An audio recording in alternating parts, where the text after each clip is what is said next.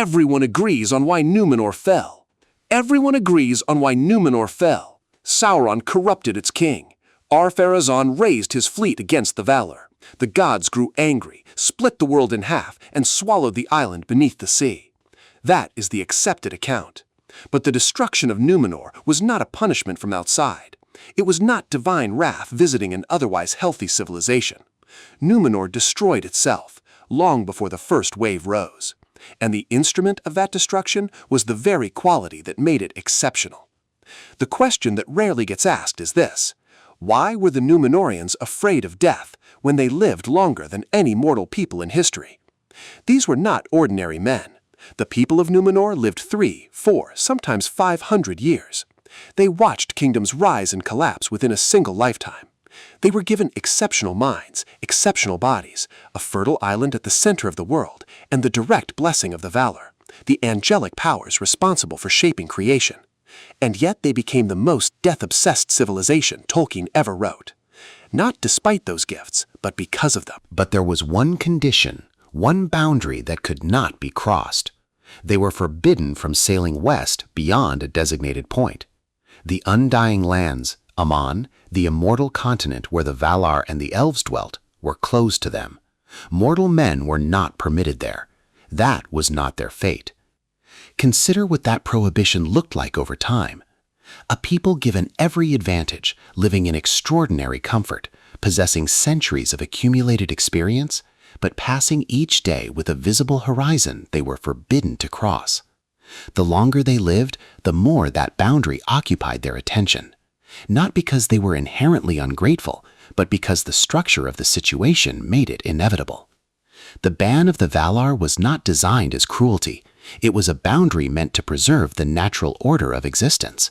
But to a civilization growing more powerful and longer lived with each generation, it registered as something else, as a constraint that implied inferiority, as evidence that the Valar were withholding something that, by any reasonable measure of Númenorian achievement, should have been within reach. Númenor's real story is not about a villain corrupting a king. It is about what happens when you give a mortal people a prolonged proximity to immortality and then remind them across centuries that it will still be taken from them. To understand how that wound formed, it is necessary to go back further than Sauron, further even than Númenor itself. After the War of Wrath, when the host of the West defeated Morgoth and cast the first Dark Lord into the void, the Edain, the men who had fought alongside the elves, were given a reward. The Valar raised an island from the sea, positioned between Middle-earth and the Undying Lands. They called it Andor, the Land of Gift. Its people came to call it Númenor. The gift was not only land, it was life, extended, luminous life. Where ordinary men lived 70 years, Númenorians lived 300. Their greatest kings lived beyond 500. They were granted wisdom and physical capacity that no other mortal people possessed. That sense of exclusion accumulated quietly across generations. It did not announce itself. It simply settled into the culture, shaping the way Númenorians thought about their lives, their deaths, and their place in the order of things. Tolkien described the decline of Númenor not as a sudden fall, but as a slow rotation, a gradual turning away, driven by a psychological pattern built directly into the nature of their gifts. The longer a civilization lives, the more it accumulates: wealth, power, memory, history. And the more it accumulates, the more intensely it resists the prospect of losing everything it has built. The Númenorians did not fear death the way a man with nothing fears death. They feared it the way a civilization with 5 centuries of achievement fears death, as the erasure of something that took generations to construct.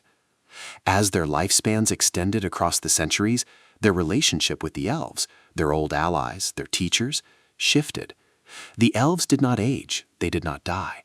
They watched centuries pass as men watch seasons change. And the Númenorians, who had once stood beside them as equals, began to experience something they could not resolve. Not hatred, not yet, but grief. A sustained, accumulating grief over the asymmetry of their existence. The people they had known, fought beside, and admired were permanent. The Númenorians were not. And the longer they lived, the more clearly they understood that distinction. Tolkien wrote in his letters that Númenor's tragedy was not that their people were wicked, but that they were unhappy. That the quality of their long lives made death feel not like a natural passage, but like a deprivation. That grief, that perception of cosmic unfairness, was the real fracture in the foundation of the civilization. Sauron did not create it. He identified it, named it, and used it. When Sauron was captured by Ar-Pharazôn and brought to Númenor as a prisoner who became the king's closest advisor within a short period, the island was already in decline. Sauron did not walk into a stable civilization and introduce corruption. He walked into one that had been corroding from within for generations. He provided a philosophical framework for a resentment that already existed. He told the Númenorians what they had already come to suspect, that the Valar were not protectors, but gatekeepers, that death was not a design, but an imposition, that elves were not blessed, but arbitrarily favored, that immortality was not beyond the reach of men, only beyond the reach of men who accepted the terms they had been given. To a people who had spent centuries watching their fathers die, outliving friends and servants across multiple generations, and staring west at a light they could see but never approach, that argument did not register as corruption. It registered as a credible analysis of their situation. Ar-Pharazôn's decision to assemble a fleet and sail against Valinor was not an act of madness disconnected from the preceding history. It was the logical conclusion of 500 years of accumulated grievance, concentrated into a single military decision by the most powerful king Númenor had ever produced. His civilization had mastered the sea, mastered engineering, mastered warfare. The move against the Valar was, within the internal logic of Númenorian history, the next step. The response was total. Eru Ilúvatar, the supreme deity of Tolkien's mythology, intervened directly. The Valar, confronted with Ar-Pharazôn's fleet landing on the shores of Aman, relinquished their authority over the world and referred the matter to Eru. The response was not targeted punishment, it was a restructuring of the physical world. Eru changed the shape of creation, removed Aman from the circles of the world entirely, placing it beyond physical access, and collapsed Númenor beneath the ocean in a single event. Tolkien was clear in his writings about the reason for this response. Eru did not destroy the Númenorians out of anger. He acted because permitting their arrival would have been the greater harm.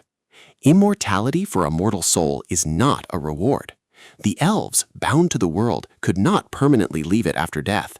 They were destined to remain within the circles of the world until its end, to outlive everything they had ever known while continuing to exist. Tolkien described the gift of men, the mortality that Númenor spent centuries resisting, as genuine freedom. Death for men was departure from the world, a passage to somewhere the Valar themselves could not observe or follow. Tolkien called it the gift of Ilúvatar, and he meant that with irony. Númenor did not fall because its people were corrupt in the ordinary sense. It fell because the civilization never understood what it already had.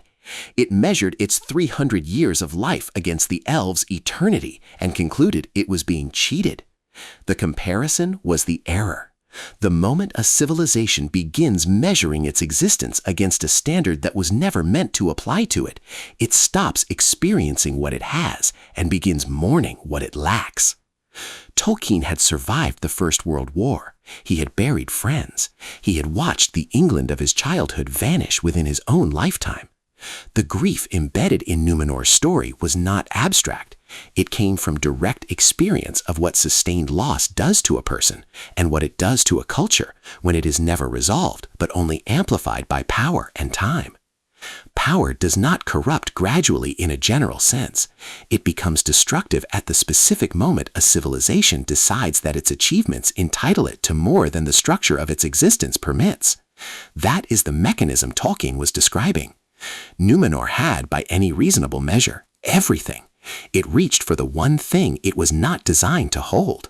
In doing so, it demonstrated precisely why that thing was never meant to be held. 3,000 years after the wave, there were still Númenorians, a remnant. Those who had rejected Sauron's philosophy and maintained the older traditions survived the downfall aboard ships. Led by Elendil and his sons, they landed on the shores of Middle-earth and established Gondor and Arnor, kingdoms that endured for millennia. Every king of Gondor traced his lineage directly to that submerged island. Every generation of Dúnedain carried the memory of a civilization that had destroyed itself pursuing something it had decided it deserved. And as the centuries passed, even the survivors diminished, their lifespan shortening, the inherited qualities of Númenorian blood fading with each generation. By the time of the War of the Ring, the greatest living heir of that civilization was a man without a throne, moving through the wilderness with a broken sword and an unrecognized name. 3,000 years of history had reduced the most powerful bloodline in the world to a single ranger.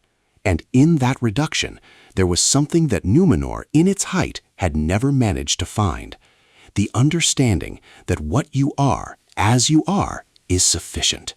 That the gift was never the island, it was the life lived on it. The wave took everything and left only that. The Palantiri, the seeing stones carried off Númenor before it sank, survived the downfall. They were used across the following age, and their influence shaped decisions at the highest levels of power in Middle-earth. What those stones actually showed, and the nature of the flaw built into every vision they produced, is a separate history, and it begins with a question about whether anything seen in them was ever entirely true.